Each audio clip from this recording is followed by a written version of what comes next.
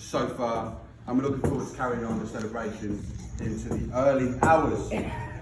We're confident that the bride and groom won't be able to say no. As everybody knows, we can't say no to just one more.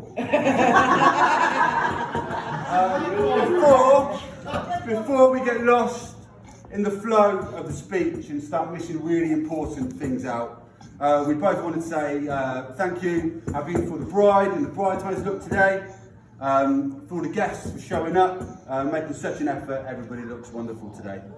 And we couldn't forget the King and Queen at the end. Happy birthday, Nan. I'm sure pretty much everybody in the room knows who we are. I don't. For the purposes, You look so nice, I forgot who you are. for the purposes of anybody that doesn't, well, we're Reuben's sons. Reuben chose his sons because he was guaranteed a yes for his best man.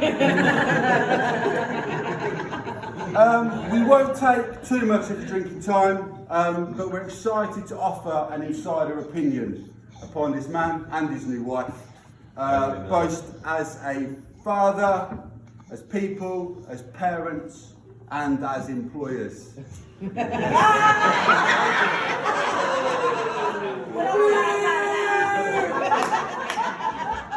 Hi, boys. Don't boo me, Philip.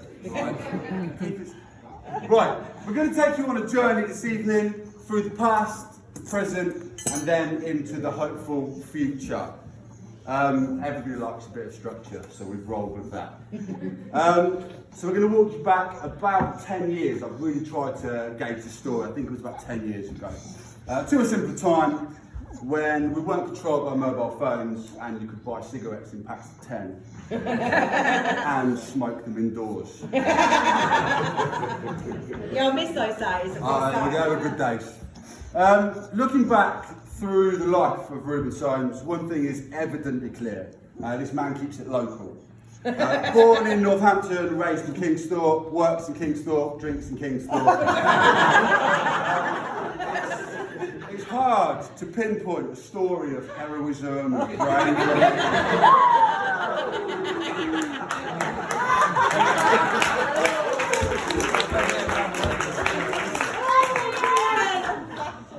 Heroism and bravery aside, there's not very much either in stupidity or hilarity. But there is one story of my father doing something that was remotely funny, and I'll take you through it now. Just the once then. Just the one time.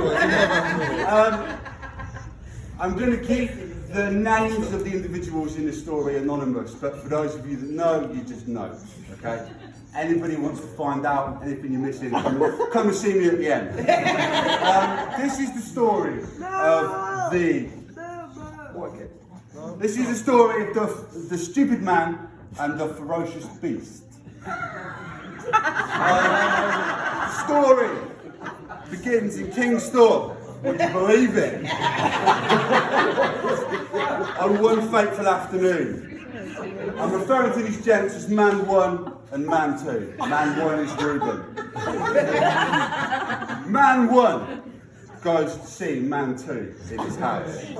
It's a nice house, adjacent to a lovely park and local play area. Man 2 has a tiny dog.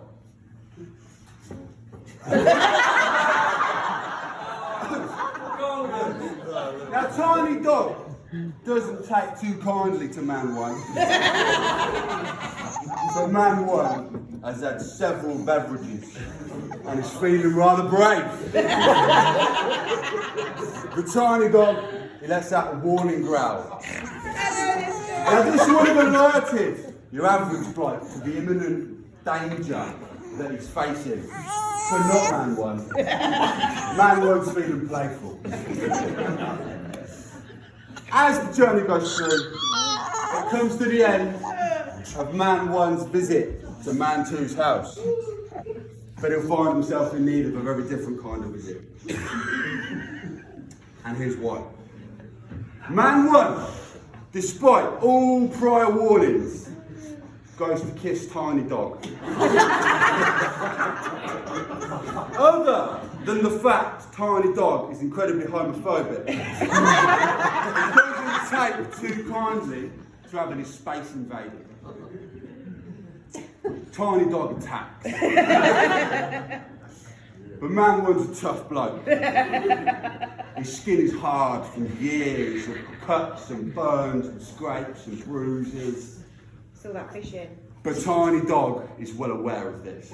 He knows she's clever. Tiny Dog attacks an incredibly sensitive area. And for the benefit of those who don't know the story and didn't see the aftermath, I'm sure you've got a picture in your mind as to the area which I'm talking about. But you'd be wrong, actually. Tiny Dog attaches himself to the bottom lip. Man One.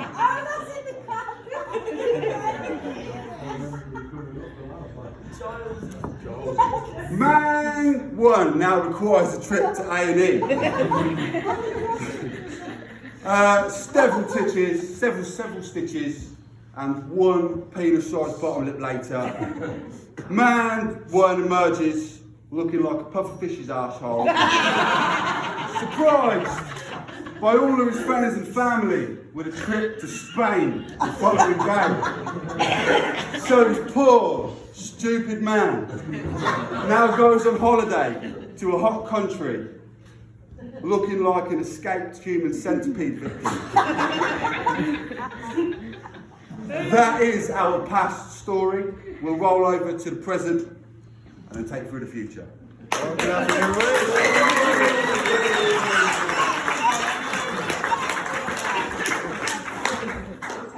Right, I'm sure you're all well aware that me and Ruben are not only father and son, we also work together.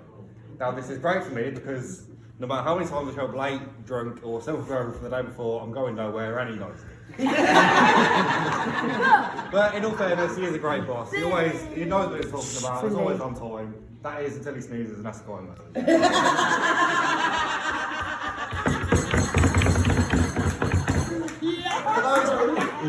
Alright, calm down, chill. For those who don't know what we do, basically we deal with metal. It's normally a very dirty job, but somehow he always manages to finish cleaner than he started. Come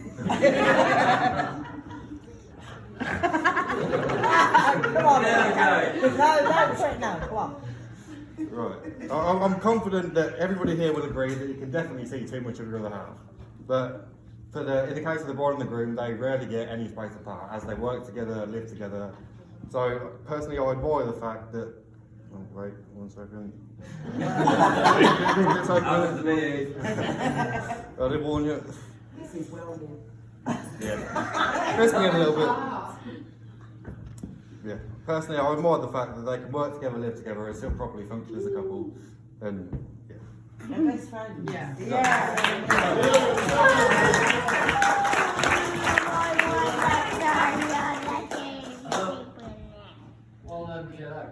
Right, as I'm sure most of you know, our stag do was very untraditional. For some reason, we decided to climb a mountain. While I wasn't expecting much, I can honestly say that I wouldn't have changed any of it for the world. Everybody that went, thank you for coming. Yeah.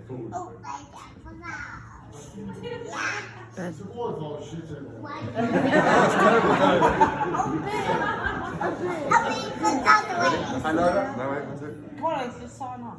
Yeah, everything said, I'll pass you back to my brother, and I would like to wish everybody a wonderful rest of the evening. To the bride and groom, I wish you a wonderful time in Antigua. Unfortunately, you're not going to You're not going to be here for 21st, that was it.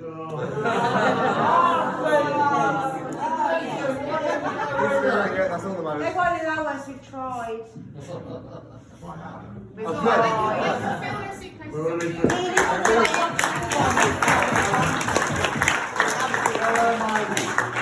Okay, so we've had the past and we've had the present, and I'll take you through to the future. I know one can predict the future, so it's really hard to write about. But I'm going to give you, hopefully, 3 lessons to a happy and healthy marriage. Paige, is he allowed to do this? Go on. They're pre-approved. Just check it. So the first one The first lesson is a two-parter, so you get more for your money. And that's the wife is always right. And the addendum to that, the two-part, is that if any point that you find yourself thinking that she might be wrong, I want you to take a walk up to the bathroom, stare in the mirror, give yourself a good hard slap, and then refer back to rule number 1.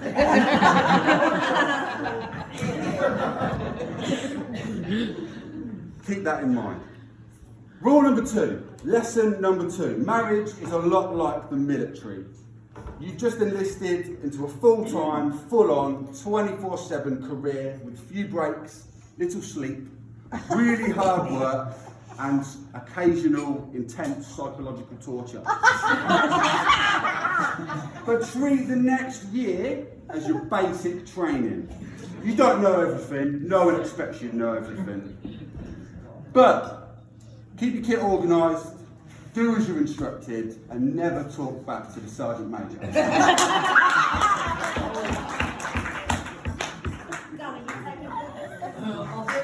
I am sorry. There's another one left, Steve, there's one more. There's one more. Steve, you're in this. And the third and final life lesson, marriage lesson I can impart on you. Marriage is about growing old together. More importantly, you can only hope that you start to fall apart at the same time. For when you live long enough, you can eventually become one good person. And you're a team, you need to be a team. One of you can see and one of you can hear. One of you can walk, one can use your hands. When you go to the cinema, one of you can watch while the other one listens. You're a team. One of you's got a good right hip, one's got a good left hip. So you need each other for balance. You've been walking down the street, hobbling down the street, and someone will say, oh, aren't they cute? It's not so cute, it's essential. So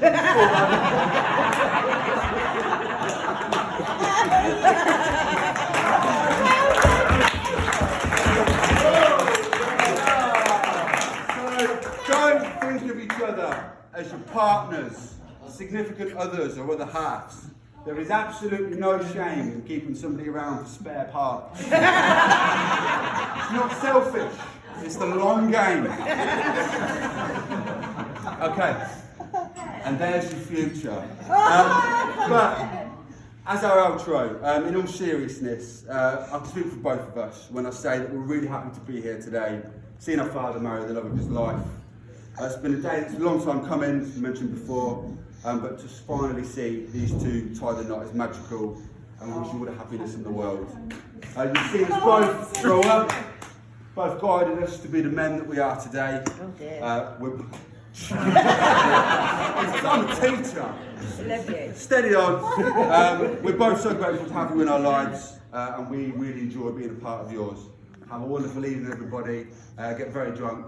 Good evening, good night. Come on.